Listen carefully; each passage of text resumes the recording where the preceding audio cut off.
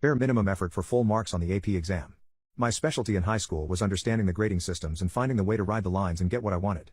I had the same math teacher 2 years in a row for Trig and AP Calc, and we hated each other mutually. I stopped doing math homework in 4th grade or so and always brought home at least an A by doing just enough homework, usually 10% of your grade, to balance out my usual 99% average on tests.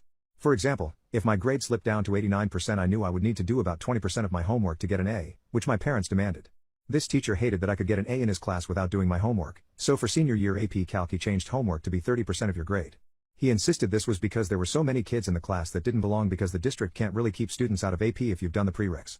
I was not the only kid he hated. He was always trying to screw the kids who didn't take his Trig class as well, who of course didn't take it because he wouldn't allow it.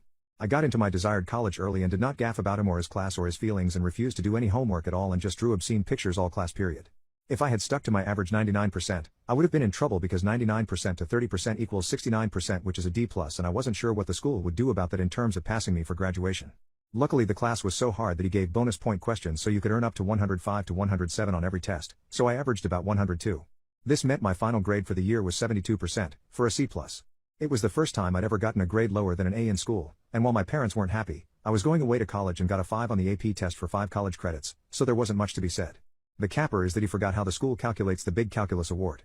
Every year, the best calc student gets a big trophy and your name gets engraved on a permanent plaque at the school. The award is calculated solely based on your test scores.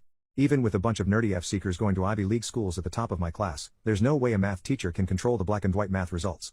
When I won, I was so excited for them to call my name at the big awards assembly, and went and got that big trophy from him with a huge poop-eating grin on my face. He was angry as hell and bright red and looked like he might choke me out right on stage. My name will go down in history as the best calc student that year, despite getting a C in the class. He died of a heart attack a couple years later at 38.